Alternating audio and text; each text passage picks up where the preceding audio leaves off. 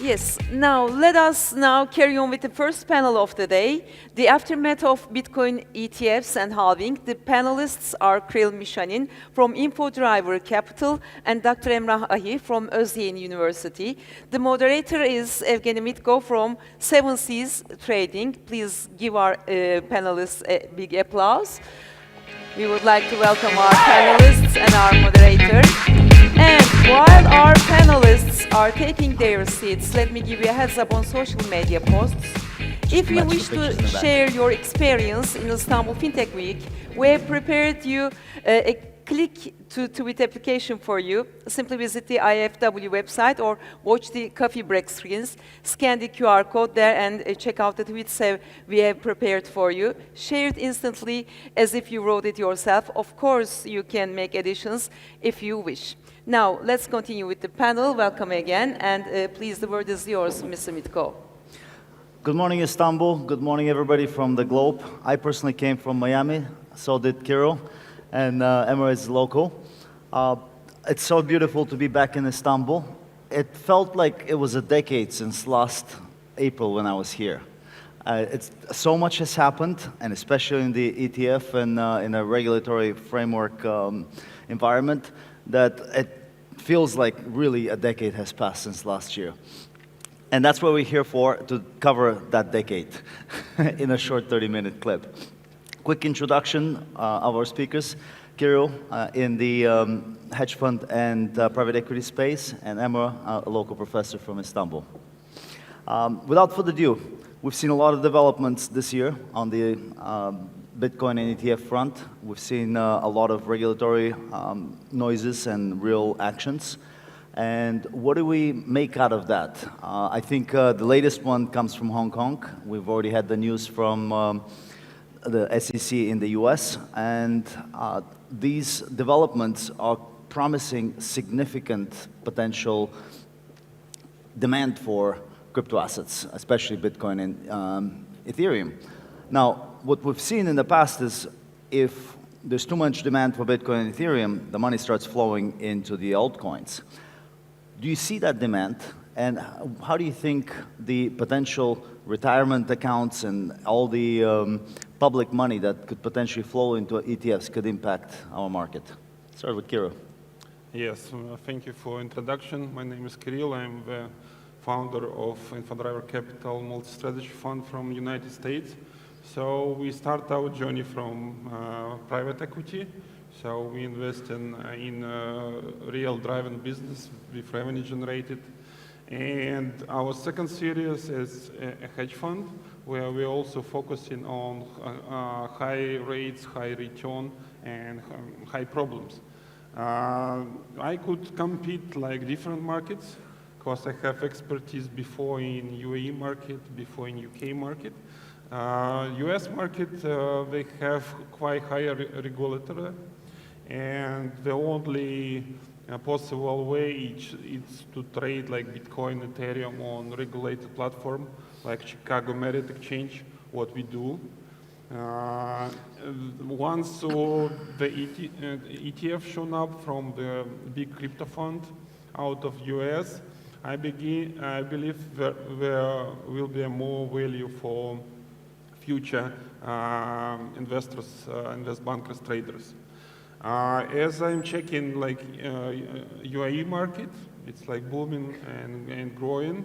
It didn't need an ETF to be booming. Yes, without ETF. But it shows the opportunity for funds on classical old money investors to jump somehow into the industry. Because before it was like the statement that crypto is nothing, we never invest. A lot of private equity funds, a lot of top leaders into investments save it. And after like 7 years after, they start to open ETF on their own funds, and we start to invest in crypto.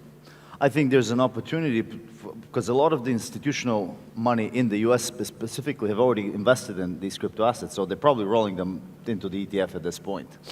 Emrah, how do you see, Turkey has been probably one of the top crypto asset markets in the world with the highest per capita crypto assets ownership to begin with. How do you see this from a Turkish perspective? Here, people are very interested in crypto assets because similar to Turkey, some other countries like Latin American countries or maybe Asian countries, the currencies are very unstable, unfortunately. That's a saving bank. There are macroeconomic factors behind this. Yes. So as a store of value and with a safe self-custody asset, Bitcoin and other cryptocurrencies, people are highly attracted with its properties. So here we don't have any ETF here currently, but people are very interested in these recent developments around these ETF issues in US, and as you mentioned, there is a recent news in Hong Kong as well. So people are following the news around this current development because it's a new channel for Bitcoin demand, as you mentioned. Institutional investors like Vanguard, Fidelity, Vanguard currently not included in this area, but maybe later on, Fidelity, Franklin Templeton or BlackRock, they are managing trillions of dollars, and this huge area, huge asset management industry is very closely watched by Turkish participants here as well. So I think it's opening new channels. What do I mean by here? Because there is a huge cash or huge wealth in US. The first area is US in the globe, as you know. And wealth managers are now taking place in this industry. And also there are some other consequences. We are talking about the positive side, but this ETF creation or redemption thing can introduce some extra volatility in this area as well, in this market as well, currently. One other thing is, since its nature, it's a kind of decentralized and some alternative asset class, Bitcoin and other crypto assets, but with these new regulations and stuff, with the approval of these ETFs, somehow it's approaching to the traditional finance industry as well. Why? Because these TradeFi asset managers are now including these assets in their portfolio with this approval of SEC and recently by Hong Kong as well. So the correlation between these crypto assets, namely basically Bitcoin and other assets, will increase in the coming years, I guess. Another thing I want to point out. Yeah, I'll point the audience in a particularly interesting direction. We've seen in recent days and weeks significant reduction in on-chain exchange Bitcoin holding, yes. Meaning the exchange wallets are holding significantly less Bitcoin wallets, meaning there's significant less supply for sale, which might be a precursor of what to come. Do you think we'll have a supply shock in Bitcoin as a result of these developments, or Ethereum for that matter?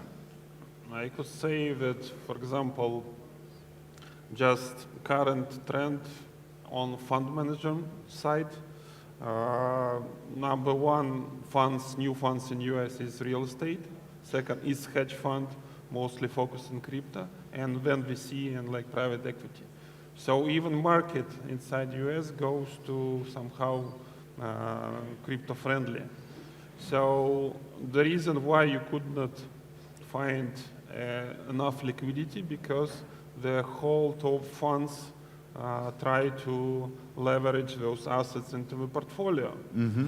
And due to upcoming halving, it will be even less Bitcoin, because most of ASICs will disappear from the market because of those transactions. Let's quickly explain that concept to the audience.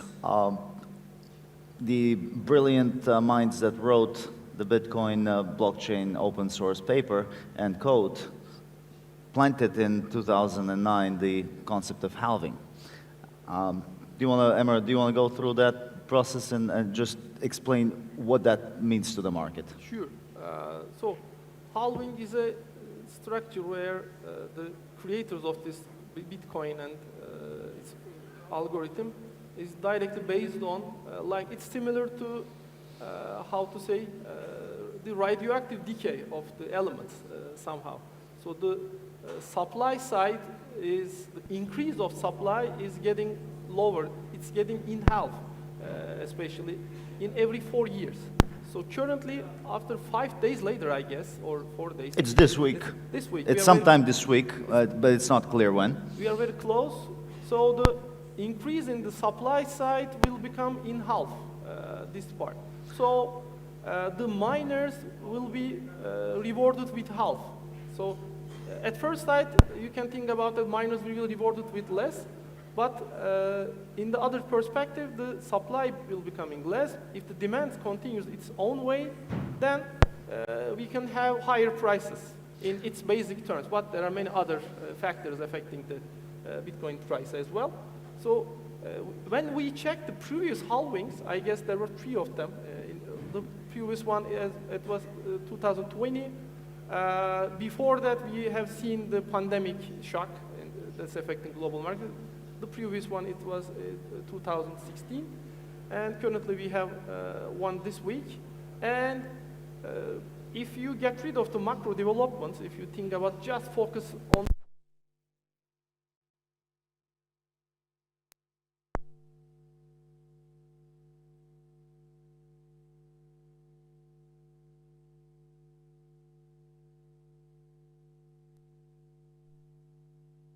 how now?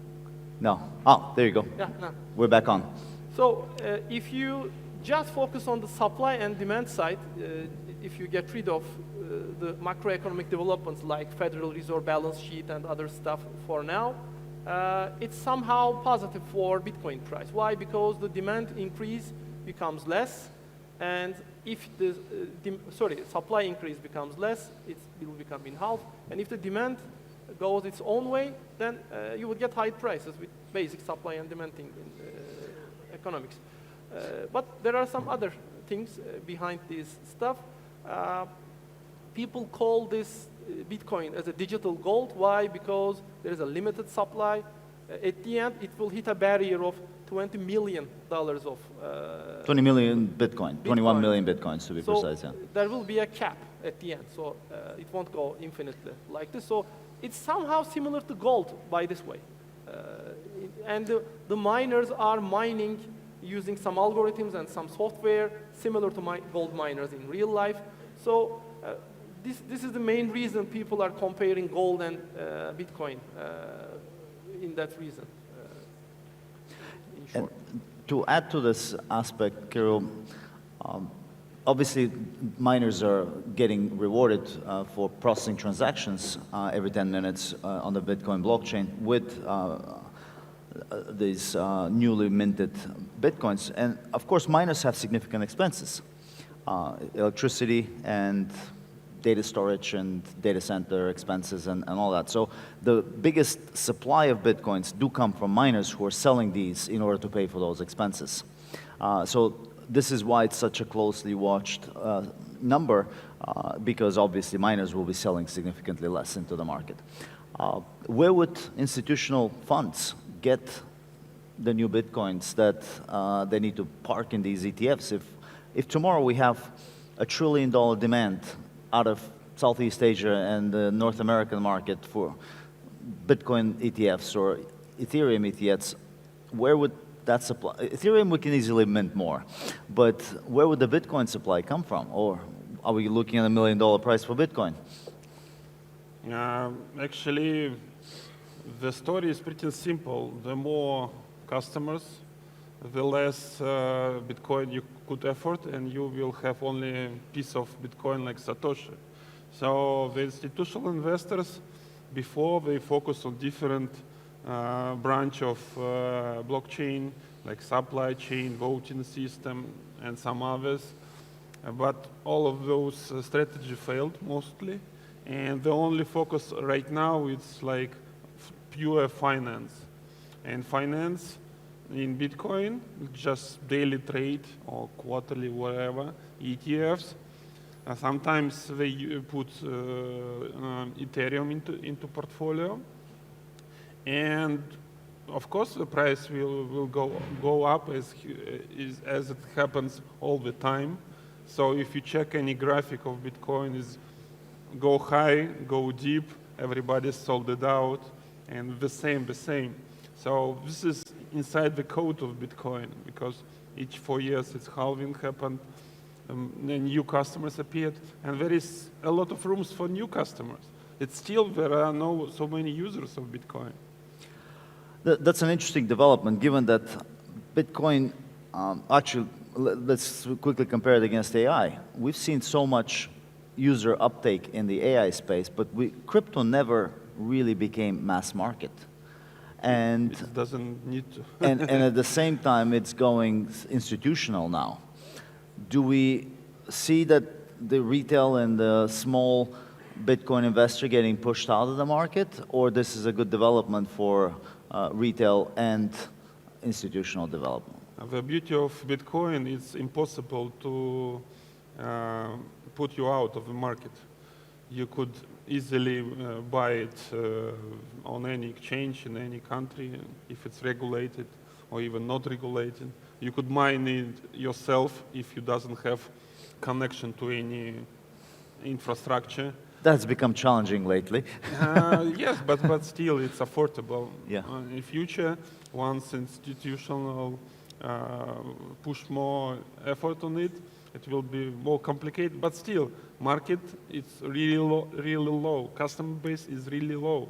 You need to have upcoming 108 years to mine the last Bitcoin. You still have a lot of room to go. Yeah, because of the exponential curve of halving. Yeah. Just a picture, we started with 50 Bitcoins, and we probably will end up with minuscule Satoshis towards the end of being rewarded for. But at the same time, miners get significant amount of transaction flow and transaction fees, which is also a good reward for their efforts, right? Turkey has a sovereign wealth fund, and do we see potentially central banks and sovereign wealth funds jump into this digital gold and potentially participating in the market? I hear rumors out of the UAE that that's certainly the intention in the UAE central bank, but do we see that anywhere else? Yeah, currently not yet. I think because there is a distance to this, as you mentioned, the digital gold from big institutions. But the recent rumors from Turkey is that there will be a new crypto asset regulation will take place this year, as we heard from the news, because people are very interested. There are many exchanges in Turkey as well. I guess more than 7 or 8 million people are buying and selling crypto assets. So it's a huge number. That's 10% of the population. 10% of the population is something huge. Actively trading. Yeah, they're actively trading. That's probably number one in the world. Yeah, one of the biggest ones, I guess. Yeah, In terms and of, it's certainly number one in digital asset holdings. in terms of trading. So as you mentioned, so central banks or large institutions or sovereign wealth funds, one day they will be interested in this digital assets, ETFs. After this ETF development is opened a new way, I guess this Ethereum or Bitcoin will be interested by these institutions. But first of all, they will wait for some regulatory developments, I guess, to gain some stability around these currencies. And maybe they have to see some other macro developments as well, because as we all know, it's a very volatile asset. Especially around halvings, we see some volatility. Significant volatility occurs. Not for the faint heart. Yeah. So regarding with your first question, in the first part, the people in US, mostly, I guess they are old people where they are investing using these large asset management houses like BlackRock and other stuff.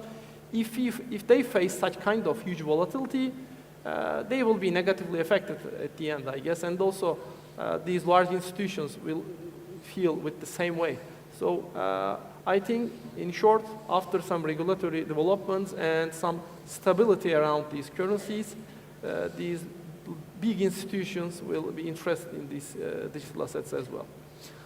Institutions are also very comfortable with derivative markets. And, earlier we heard that in the US we have the largest derivatives exchange, CME, has listed futures, so does CBOE, and a couple of other smaller listed exchanges like Binomial and the likes. At the same time, I hear as an institutional trader significant new pitches from the old and a lot of new option exchanges.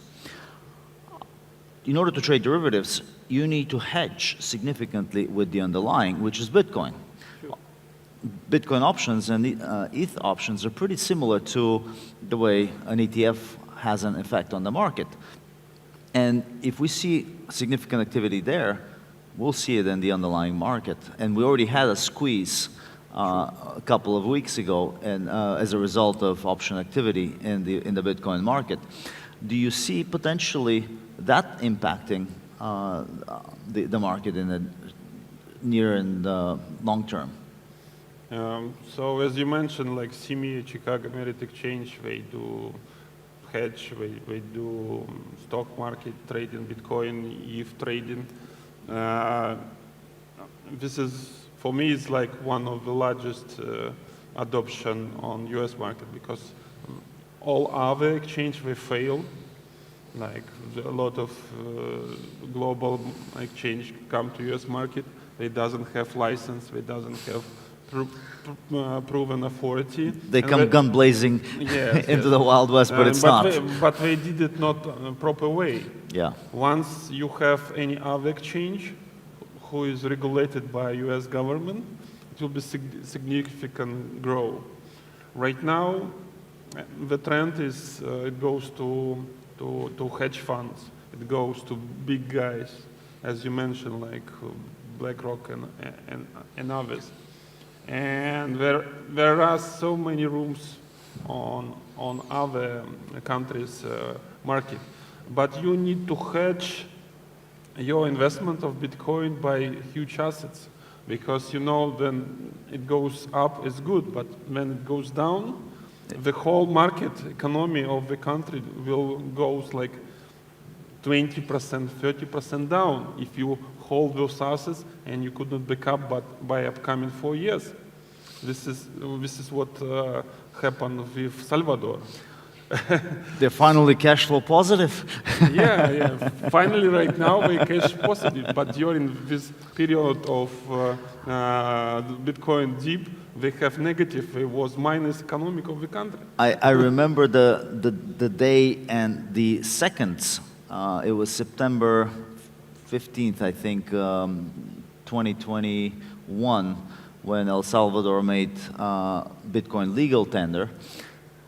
At 9:30 in the morning on that day, in the OTC broker market in New York, there was a $1 billion arresting order to sell Bitcoin. It was an institutional New York player that wanted to crush the market as a little gift to El Salvador. And they gave him a minus 22% drop in Bitcoin in 10 minutes. So that's something also to be aware of, that with diminishing supply, anybody can corner the market with a very small amount of Bitcoin and cause significant volatility in the market, on the downside or on the upside. Do we see that as a possibility? The price will go up, that's it. So this is the only possibility. So next time you will discuss how much Satoshi you have, Yeah. not regarding how much Bitcoin you have, because We're getting close to that. Yeah. And cognizant of time, I think we started a little bit early. We have a few more minutes, I believe.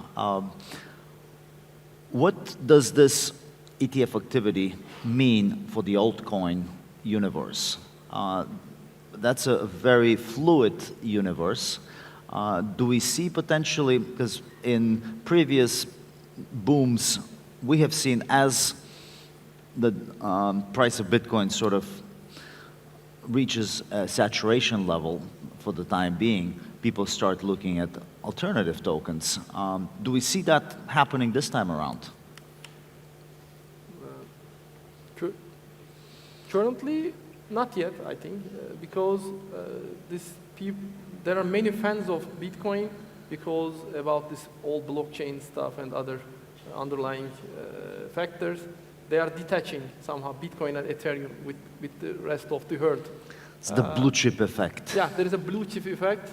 And due to that reason, for example, in the recent turmoil about these Middle East developments in the weekend, Bitcoin price didn't fall, similar to the alternative coins. People think that it has some other specialty, and there will be an ETF demand as well. People were thinking, traders are believing that way, I guess. So if some altcoin has a story and with a not similar structure, but some strong fundamentals, later on maybe we can see, but currently not yet, I guess.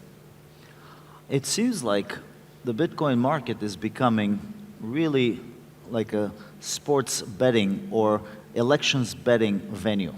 Yeah. It's the global macro asset that reflects the current factors of the day. And again, from an institutional perspective, that seems to create demand. If I want to, in the old days, a global macro hedge fund would have to buy 220 different assets in order to express a global macro view. Well, today you can potentially express that with just Bitcoin. Sure. Do we see that creating demand, especially from global macro funds? It's a huge demand. As I mentioned, for example, we hold 80% of assets in private equities, in equity, and 20% we right now hold on stock market. And we plan to add extra series to the fund, which will be focused on Bitcoin trading or ETF or whatever. So there is a huge demand for institutional to diversify the portfolio. And once the strategy is just to buy deep, it's always successful. If you doesn't have enough assets to cover those deep, and you doesn't have enough assets to cover it, you will always fail because you need to manage your team, you need to cover taxes or whatever, and if you purchase 60K and the market is 40K, how you will survive for upcoming 2-3 years when it's returned vice versa.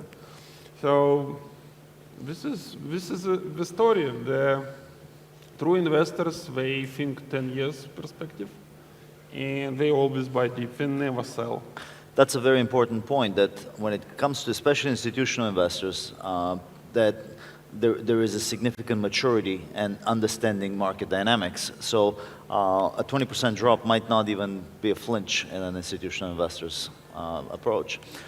Final effect on the market, we see significant developments with BRICS, with global South countries. Again, El Salvador is a pioneer in that space, but we have a few African countries also that have made Bitcoin a reserve asset and a legal tender in their countries. Do we see potentially the developments in the FX markets or potentially the crypto market impacting the FX market and the way international trade is conducted? Bitcoin has never made it into cross-border payments because of the volatility of value. You'll end up with potentially 5% less or more by the time the transaction is processed. But potentially, do we see that playing a role in the markets? I think, again, it will happen after it matures somehow, where the volatility decreases in the long run and more institutional players take place. And we need some regulatory approval as well about this part also. So this ETF thing wasn't expected from many players in the market, but somehow this year it started in January. And later on, we may see, like as you mentioned, similar to El Salvador, other emerging countries may use this digital asset as a reserve currency. We will see such kind of developments, I guess. And later on, it will be impossible to postpone this stuff at some point in time, and people will use it as a cross-border payment thing. But maybe we have to see some less correlation with this global macro or liquidity stuff. Currently, this year, maybe we will have a test, I believe. If there will be a reduction in Federal Reserve assets, like currently, since the beginning of 2023, the liquidity is getting higher globally. But if we see some liquidity dry up, we have to see what will happen to these digital assets this year.